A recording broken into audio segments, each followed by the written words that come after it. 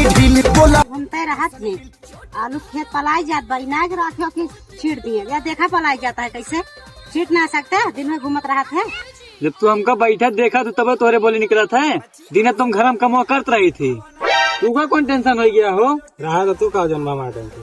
अरे यार काहे ना था दोस्त सही जिगरी बताओ यार का टेंशन यहाँ है सही माँ और का। अब आई जहाँ तोरे लगे अब लेके चला घूमा कोनो काम तो है ना तुम्हें करेगा। इनका बोले तो तू यार बतावा यार काम बताई का करबा।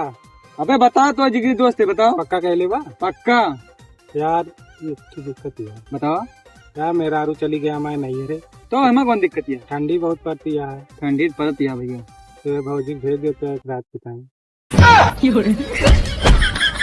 बहुत अच्छा दोस्त बनाए भेज दे। अरे रुक बा यार मैं बच्चे सुना पहले बोल ठंडी है यार हमारा हाथ ना काम करत तो खाना बनाता बोलत रहे हम बे। शाबाश।